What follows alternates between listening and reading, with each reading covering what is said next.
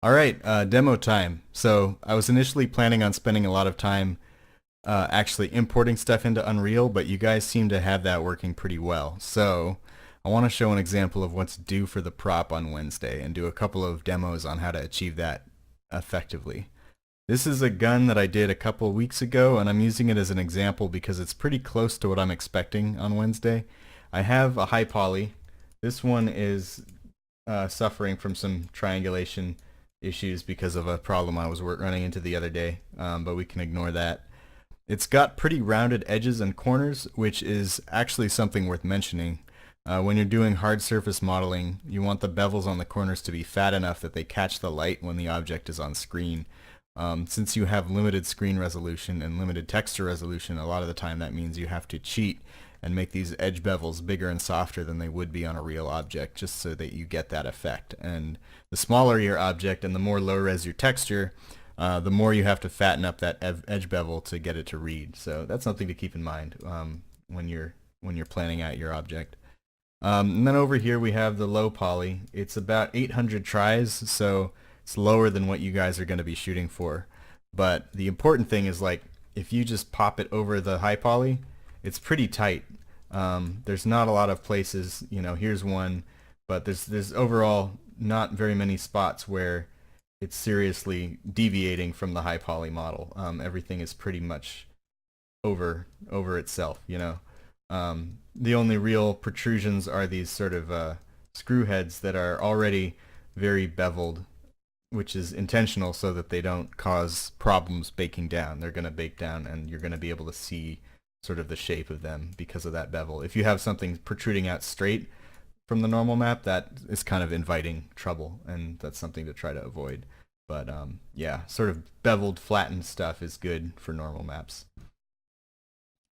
Speaking of baking, this has a ton of like really close meshes, intersecting meshes like the sight and the silencer on the barrel. These are all just sticking straight through each other. And obviously that's not going to bake out well at all. So I have an exploded version for baking. I talked about this in the wrench demo, and maybe you guys are familiar with it already. But yeah, baking stuff out or exploding stuff out before you bake is really useful if you want to get a clean bake. And importantly, I'm offsetting these on the grid so I can just hold X and pop that back all together if I need to. You don't want to be working destructively. You want to be able to put everything back as easily as possible if you need to. But here I've actually gone over the mesh and tried to figure out which parts of the low poly I can afford to mirror the texture on. And I may not have done actually the best job of it here because most of the pieces that I'm mirroring are pretty small, and that's not going to have a huge effect. But for example, this is the magazine, and it doesn't have text on it, so why would I want to have the other side, given its unique, given any unique space in the UV map? I'm not really getting anything out of that, versus here where there's an ejector. This side may have text of its own on it that's not on the other side, so I can't as easily mirror this big piece. I probably could have mirrored the handle, but I didn't. So I'm doing it on stuff where I know there's not going to be any details that are important to have different on both sides. And once I bake the textures out, I will be able to like extract out those faces and flip them and weld them back together so that I have mirrored textures. That's something that we can talk about later on too, since you're not going to be UVing anything. Not really expecting an exploded model from you guys this Wednesday. You can just turn in, your high poly and low poly in a state like this. You don't need UV maps. But I do want to see this as finished as you can get it. If you're going to be doing a lot of ZBrush work, that's something you can hold off on unless your whole model is sort of ZBrush. I would try to get it as far in Maya as you can, but we can discuss that later. So yeah, I want to show some demos now. Okay, so as promised, I'm gonna do a little bit of demoing on this this pistol. that Ben did, because I think it's a good example of a blockout, and I can show a little bit of how I would start taking something like this to a finished state. So the first thing I like to do is work safe and just dupe off the blockout, and just scoot it over here for now, and maybe I'll make it a layer, call it blockout. That's fine for now. Save that. So now I have the unprotected blockout. What I would do is, since I'm going to be making a high poly and a low poly, first I would start cleaning it up just a little bit, like this wheel. I don't know what it's called on something like this, but you know, this wheel I would maybe bring it out so that you don't have it interpenetrating, unless it actually is on the machine. But you know, stuff like that, start cleaning that up. I mentioned in my feedback video that, you know, I'd like to see more edge loops, and since that would be true on the low poly and the high poly, I don't mind doing that now on the blockout. You know, and the rest of the geo is actually fine. You know, you just want it to not look jaggy from a reasonable distance, because you know, you're doing a AAA character, and who the hell knows what the cinematic artists are going to do. They're probably, you know, you make something and you think, you know, oh, it's only going to be visible from a range, and then they'll have the character like look at it up close and examine it for dirt or something ridiculous, you know. So you know, you can just do stuff like that. Something like this I would definitely want to see rounded off a little bit. Well, that's running into Ngon issues with the edge loop, but you know, you get the idea.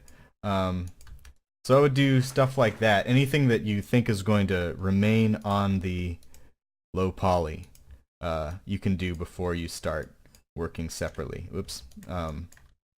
You know, so there's I think that's an improvement.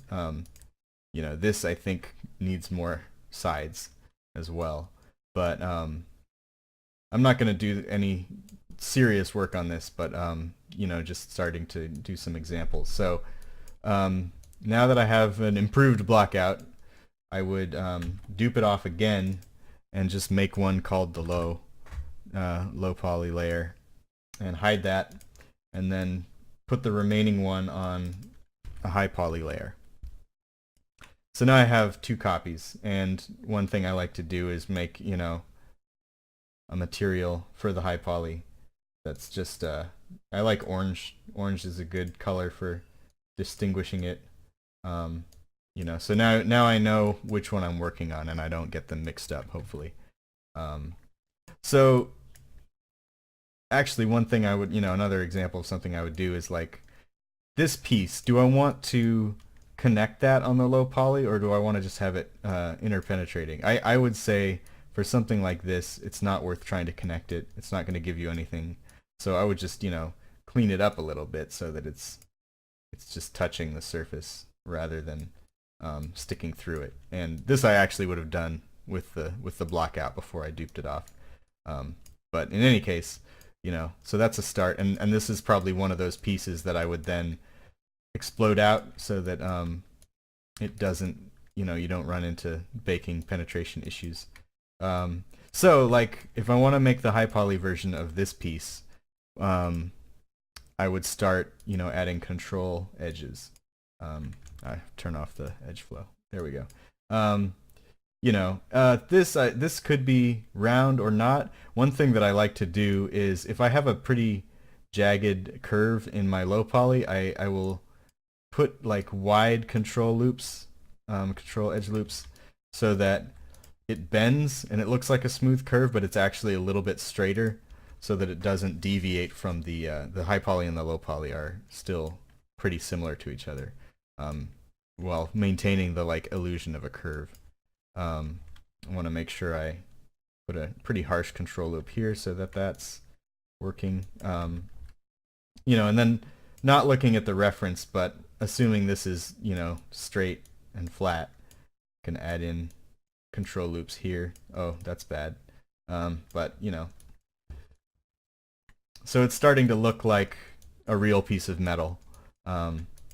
Maybe I want to square off these points. Maybe I don't. Again, this is an issue of looking at the reference, which I am not doing right now. Maybe this is actually rounded so that somebody can grip it easily. But yeah, that's all just work. So something like that. And I like to hang on to, if you're being super careful, I would hang on to like your unsmoothed version, but I also like to just kick the smoothing on when I'm feeling good about it. And then that gives me the opportunity to start jumping to Substance and baking and jumping back to Maya again. So there's that. I would probably start adding geometry also. Again, this is something that may or may not be in the reference, but it looks like you could have a screw head here holding this in place. One thing I really like doing with high poly models is really trying to think about them as if I'm constructing them in real life. If you have things that are separate pieces like wood interlocked with metal, which you would see on a gun, model them as separate pieces. Like you can sort of pretend that you're really building something, and that helps with the believability once your high poly's done and once you start baking it down. Throw the material on there and smooth it or whatever. Like, that's not great, but you get the idea. So you would do stuff like that. I think I mentioned before, this groove, I don't know what purpose it serves on the real weapon. It looks pretty shallow, and it looks to me like something that I would probably I'd keep it in the high poly and then remove it in the low poly, so it just ends up baked down as a normal map. So if I was assuming I was going to bake it down, I wouldn't want this straight up and down thing, because that doesn't bake well. So I would first turn it into, a slightly beveled channel, which is possibly, inaccurate, but sometimes you make inaccuracies in your model that lead to a better bake, which is ultimately a better result for your work. So this whole piece, I believe from the reference, this is not round, this is actually octagonal. So I could just, be lazy and bevel the whole thing unless it doesn't work, which is, fine also. So that doesn't work. So I might have to go in and clean up the geo and start adding edge loops, but you get the idea. Pieces like this, you'll have to figure out what kind of animation you want to do on this model and make sure that this is all resolved so that it can support it, obviously. Stuff like this can probably bevel. Like, honestly, if you're working fast, this is less of a good idea with like a hero prop like this gun, but if you're working on small, objects for a large environment, like a trash can or something, like, I think it's fine to just sort of jam on this stuff and pop your smoothing on as you go. You always save the blockout, so you can come back and redo it if you absolutely have to. And then, so that's the type of stuff I would do on the high poly. For the low poly, you're sort of going in the opposite. Whoop, gotta add that to the layer. For the low poly, you're kind of doing the opposite stuff. Like, this isn't connected, so what would I do? I'd probably actually want to connect this, just because you want to get that, AO bake and everything that you would have in something like this. So I would probably delete it and then, extrude this down and then connect them first. Every time you combine or separate, I believe in Maya, it's gonna take them out of those layers that you created. So it's important to stay on top of that, because especially if you don't have unique materials for them, it's very easy to get them mixed up or lost between layers, which I have done a lot of times. You know, but then you can start just just tying these triangles together, because you know, on a hard surface model like this with no deformation, it's not going to cause any problems as long as you get a clean bake. So, you know, I tie those down, and maybe it could be a little straighter, but you know, now I have something to bake on, and I don't know if this is going to be ever visible, but I might just to be safe give it a little bit of a lip, so that I don't have to worry that, you know, some animator's going to move it and it's suddenly going to be showing the back faces. Yeah, so actually, you know what? I said before this should have more sides, and it would have been a good idea to add those sides before I did the rest of this, but, you know, lesson learned. And then, yeah, I would start removing pieces like this groove. It was good to have it in the blockout, not as good to have it in the low poly, most likely. So, you know, I would just do it however is comfortable, however you're used to cleaning up a model like this. Like, looks like there's some junk happening back there, so that's the type of thing you would want to clean up. Ditch all this stuff, actually, unless it's, you know, some kind of break action thing or whatever. I don't know how you load this, or how it moves, but you know, you will know, and you will know what parts are never going to be visible, obviously. Yeah, so then you just do it. You know, there's lots of stuff to do on a model like this, and it's just a matter of checking regularly to make sure that you're not you know, you're not ruining anything, you're not causing them to diverge too much. Like, you know, I made this change here, so now maybe I need to fix the low poly.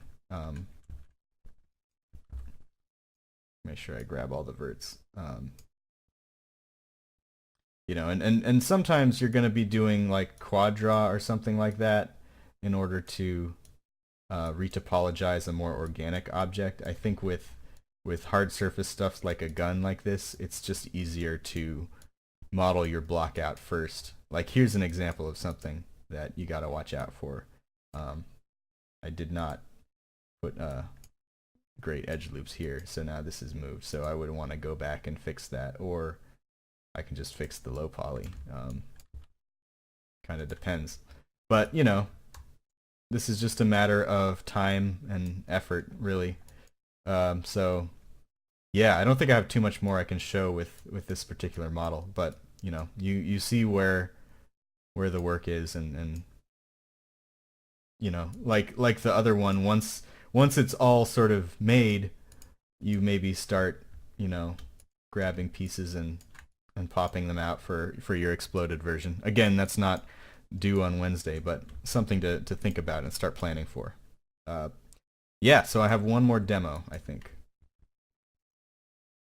And lastly, I wanted to take advantage of this conveniently legless chair. I think at least half of you picked props that have some kind of ornate engraving or carving on them, so I wanted to talk about your options for something like that. With something like Brett's phonograph, let me grab the, not that.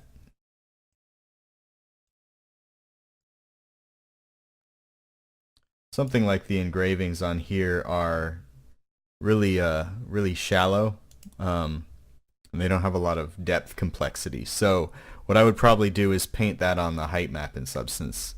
But with the chair, it's very much more three-dimensional. I mean, you could paint stuff like this on in Substance Designer or Substance Painter, but it would just look bad. I don't think you would want to do that unless you were like in a massive hurry. It just wouldn't give a super great result, I think. You also have the option of, you know, if you're very confident in ZBrush, you could just block in some cubes and then just sculpt the entire thing. And if that's what would give you the best result in the least amount of time, I would absolutely recommend it. But since I like Maya better than ZBrush, what I would like to do is block in as much of it as I can in Maya. Um, so I did a little demo setup here with some chair legs. There's not a ton of custom geometry here. I made these trim pieces and cubes, and then basically everything else is just this leaf that I copied and pasted um, and shaped a little bit. But obviously you would want to do a lot more work, spend a lot more time getting these carvings looking good.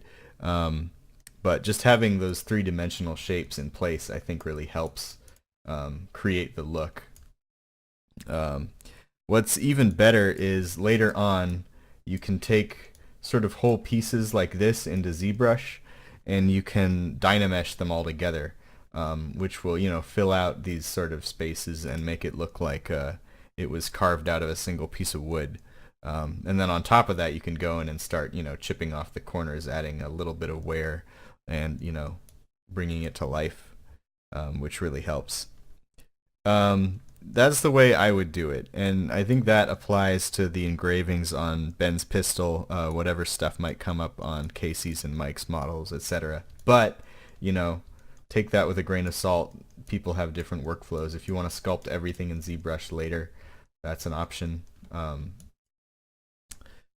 me see. I also made this little ottoman just because it's a good demo of what you can do once you have sort of a kit of trim pieces and corners. Like, it's all copy paste really from the chair, but it looks like a nice piece.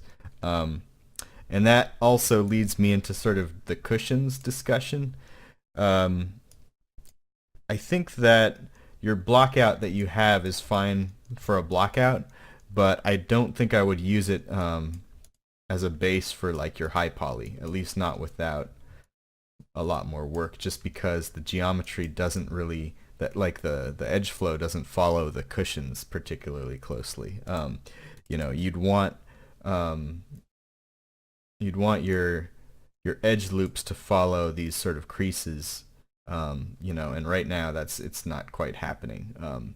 Like if you look at the chair, like it doesn't meet in a single corner. This trim swoops up in sort of an arc, and the cushion is sort of stitched down off to the side of where that sort of bends up. And that kind of complexity is type of thing you want to make sure you capture. So like what I would do is make all that wood trim separately from the cushions, and then just start putting in, this is what this is. It's not anything. It's, got a couple control loops, but, it's just a blob. And if you can get sort of those blobby shapes and sort of jam them together, they can even be interpenetrating somewhat. I think that will look good if you can just get those shapes right, and just sort of cram them into the trim. I think that's, it's fairly close to how the actual chair is made. You can even, can't zoom in that well in this app, but there's kind of a lip here. If you did something like that, you could even probably do a lot of that in ZBrush. But just sort of emulating the construction of the fabric and the chair is gonna get you the best result, I think. You see more of that on the outside here, more of that lip. So there's a lot to do here. I think this is one of the more difficult props probably, but it's also going to look really nice if you can get all of that carving and engraving type of stuff in there. Yeah, for the low poly, I think it won't be as easy as like the gun, where you can just sort of dupe off the same geometry. I think you'll probably have to spend a bunch of time retopologizing in quad draw. But it'll be worth it, I think. It'll look good at the end of the day. And that's all my demos, I think. I will check in on stuff on Wednesday and see what everybody's got. Hopefully everybody will be ready with a high poly and low poly. Good luck. So actually, I need to append one thing to this video. I was asking you guys to set up an Unreal project and source folder.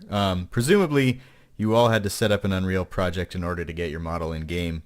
But what I'd like to see is a project using either the first person or the third person template. You might want to think about whether your target game is first or third person and just do that, but you can do whatever, really. I will want to see either the first person view or the third person character with your low poly model in your Unreal screenshots for Wednesday. As for your source folder, that's more of a best practices thing. So, you know, if we look at my demo scene from the kickoff, I have, say, the BFA demo prop folder for the pipes and stuff.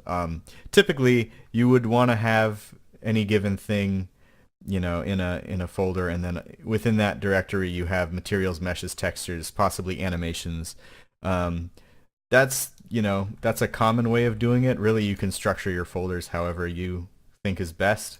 But what you have to do in addition to that, you know, is to create a content folder somewhere on your machine, and then it should have parallel folders for anytime you're importing files. So I have meshes that I imported from FBXs, so I have a meshes folder under content BFA demo prop meshes, and then here's the same one. So anytime I need to update a model, I'm going to export to this folder from Maya, you know, and then I can re-import, and that tends to keep things organized and clean, and you don't find yourself, you know, if you're doing a big environment, it's very easy to lose FBXs or something, and you're like, where the hell did this go? So yeah, that's just for you and your, you know, future environment projects, good practice. But I do want to see one of the two Unreal templates with your screenshots for Wednesday. All right, good luck.